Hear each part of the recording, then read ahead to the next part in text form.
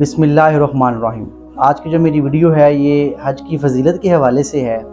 سوچا کہ باقی باتیں تو ہوتی رہتی ہیں، آج جو ہے وہ حج کی فضیلت پر ویڈیو بناؤں، کیونکہ حج کے ایام جو ہیں وہ بھی نزدیک آ رہے ہیں، تو اسی حوالے سے جو ہے وہ آج کی میری ویڈیو ہے۔ یاد رکھیں کہ جیسے نماز، روزہ، زکوٰۃ قرآن و حدیث سے ثابت ہے نا بھائیو دوستو، ایسے ہی حج جو ہے یہ بھی قرآن و حدیث سے ثابت ہے۔ مفہوم حدیث ہے، حضرت ابو ہریرہ رضی اللہ عنہ فرماتے ہیں کہ صحابہ نے آپ صلی اللہ علیہ وسلم سے پوچھا، یا رسول اللہ سب سے بہترین عمل کون سا ہے؟ تو اللہ کے نبی نے فرمایا کہ اللہ اور اس کے رسول صلی اللہ علیہ وسلم پر ایمان لے آنا۔ صحابہ نے پوچھا، یا رسول اللہ اس کے بعد؟ تو اللہ کے نبی نے فرمایا کہ اللہ کے راستے میں جہاد کرنا۔ تو صحابہ نے فرمایا، یا رسول اللہ اس کے بعد؟ اللہ کے نبی نے فرمایا کہ حج مبرور۔ تو حج مبرور کیا ہے؟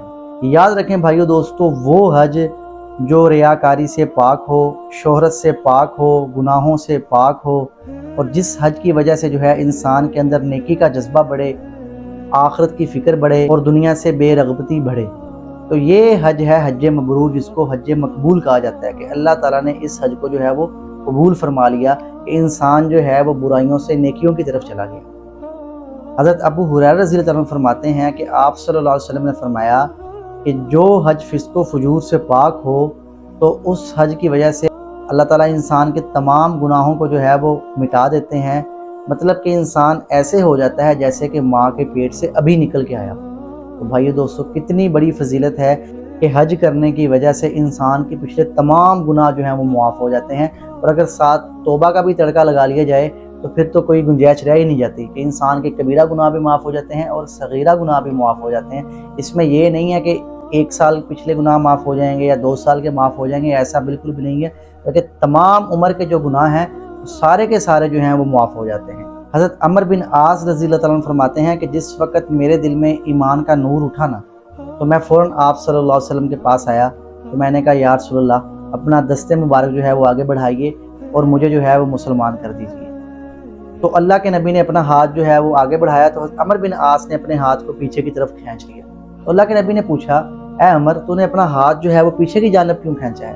تو حضرت عمر بن عاص رضی اللہ عنہ فرماتا ہے کہ میں نے آپ صلی اللہ علیہ وسلم سے کہا کہ یا رسول اللہ میں ایک شرط پر جو ہے وہ ایمان لے کے آؤں گا۔ تو اللہ کے نبی نے فرمایا، وہ کیا شرط ہے؟ تو وہ کہتے ہیں کہ یا رسول اللہ میری جو ہے وہ مغفرت کر دی جائے۔ تو اللہ کے نبی نے فرمایا کہ تمہیں معلوم نہیں ہے کہ جو شخص اسلام قبول کرتا ہے اس کے پچھلے تمام گناہوں کو اللہ تعالیٰ جو ہے وہ معاف کر دیتے ہیں، مٹا دیتے ہیں۔ اس کے بعد اللہ کے نبی نے فرمایا کہ جو ہجرت کرتا ہے تو اللہ تعالیٰ اس کے بھی جو ہے وہ گناہوں کو معاف فرما دیتے ہیں۔ اور تیسرے نمبر پر اللہ کے نبی نے فرمایا جو حج کرتا ہے۔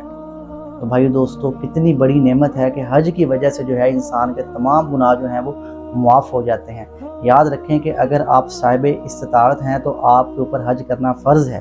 تو جو شخص بھائیو دوستو صاحب استطاعت ہونے کے باوجود بھی حج چھوڑ دیتا ہے نا، تو ایسے شخص کے بارے میں ہے تو چاہے نصرانی ہو کر مر جائے یا یہودی ہو کر مر جائے، اس سے کوئی فرق نہیں پڑتا۔ تو بھائی دوستو، اگر اللہ تعالیٰ نے آپ کو طاقت دی ہے، اللہ تعالیٰ نے آپ کو مال دیا ہے، تو آپ حج جو ہے وہ لازمی کریں۔ دیکھیں کہ ایک حج کی وجہ سے جو ہے وہ آپ کے تمام گناہ جو ہیں اللہ تعالیٰ معاف کر رہے ہیں، تو یہ کوئی گھاٹے کا سودا نہیں ہے۔ میں کہتا ہوں بڑا ہی سستا سودا ہے کہ اللہ تعالیٰ جو ہے وہ ہمارے تمام گناہ جو ہیں وہ معاف فرما دیں۔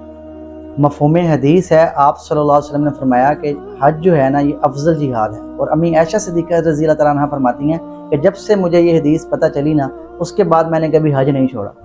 اور ایک حدیث حضرت عبداللہ ابن عباس رضی اللہ تعالیٰ عنہ سے مروی ہے، وہ فرماتے ہیں کہ آپ صلی اللہ علیہ وسلم نے فرمایا کہ ادیم الحج والعمرۃ، کہ حج اور عمرے پر دوام برتو، کیونکہ یہ انسان کے فقر کو، محتاجی کو اور گناہوں کو مٹا دیتا ہے۔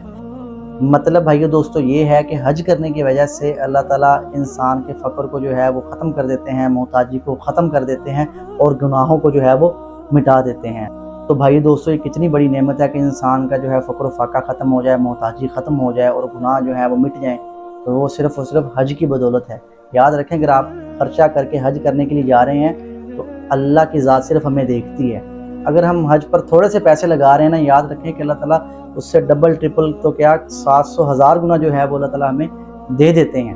اس لیے گھبرائیں نہیں، کچھ مال جو ہے وہ اللہ کے راستے میں بھی خرچ کرنا سیکھیں۔ مفہوم حدیث ہے کہ آپ صلی اللہ علیہ وسلم نے فرمایا کہ جہاد کرنے والا اور حج کرنے والا اللہ کا مہمان ہے۔ مطلب یہ کہ وہ جتنی بھی دعائیں مانگتا ہے تو اللہ تعالیٰ اس کی دعاؤں کو قبول فرماتے ہیں۔ یاد رکھیں کہ ہمارے گھر میں کوئی مہمان آ جائے نا بھائیو دوستو، تو وہ اگر کوئی خواہش ظاہر کر دے تو ہماری کوشش ہوتی ہے کہ اس کی اس خواہش کو پورا کیا جائے۔ تو جب ہم اللہ کے مہمان بن کے جائیں گے تو کیسے ممکن ہے کہ اللہ تعالیٰ ہماری دعاؤں کو قبول نہ فرمائیں؟ اس لیے حج کے دوران آپ جتنی بھی دعائیں مانگ سکتے ہیں اتنی مانگیں، اللہ تعالیٰ آپ کی تمام دعاؤں کو جو ہے وہ قبول و منظور فرمائیں گے۔ حضرت عبداللہ ابن عمر رضی اللہ عنہ فرماتے ہیں کہ آپ صلی اللہ علیہ وسلم نے فرمایا کہ حج جو ہے اس میں ایک نیکی کو 1000 گنا نیکیوں تک جو ہے وہ بڑھا دیا جاتا ہے۔ تو دیکھیں کہ بندہ ایک نیکی کرتا ہے تو ہزاروں نیکیوں سے جو ہے وہ زیادہ اجر و ثواب پاتا ہے۔ اس لیے بھائی دوستو، اگر آپ حج پر جا رہے ہیں یا جو میرے بھائی دوست حج کے لیے چلے گئے ہیں تو پہلے تو میری دعا یہ ہے کہ اللہ تعالیٰ ان کو خیریت سے جیسے لے کر چلے گئے ہیں ویسے خیریت سے لے بھی آئیں، اور جو بھائی دوست اب جانے والے ہیں تو اللہ تعالیٰ ان کو بھی جو ہے وہ خیریت سے لے جائیں اور خیریت سے لے بھی آئیں۔ تو بھائیو دوستو، اگر آپ حج پر چلے گئے ہیں یا جا رہے ہیں تو ہمارے لیے بھی جو ہے وہ دعا کیجیے گا کہ جو لوگ ابھی تک حج جیسی فضیلت حاصل نہیں کر سکے کہ اللہ تعالیٰ ان کو بھی جو ہے وہ حج جیسی سعادت نصیب فرمائے۔ اس لیے بھائی دوستو، حج جو ہے یہ بہت بڑا عمل ہے، بہت بڑا فریضہ ہے جو اللہ کو بڑا پسند ہے۔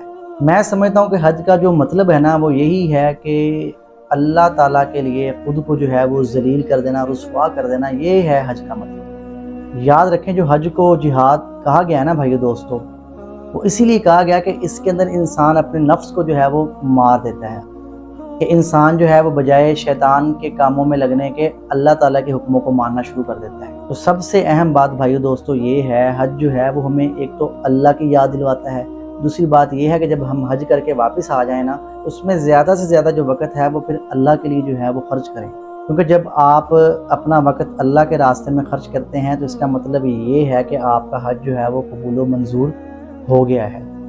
تو یہ میری آج کی ویڈیو تھی جو کہ حج کی فضیلت کے حوالے سے تھی۔ کوشش تو میری پوری تھی کہ آپ کو مکمل جو ہے وہ فضیلت بتا سکوں۔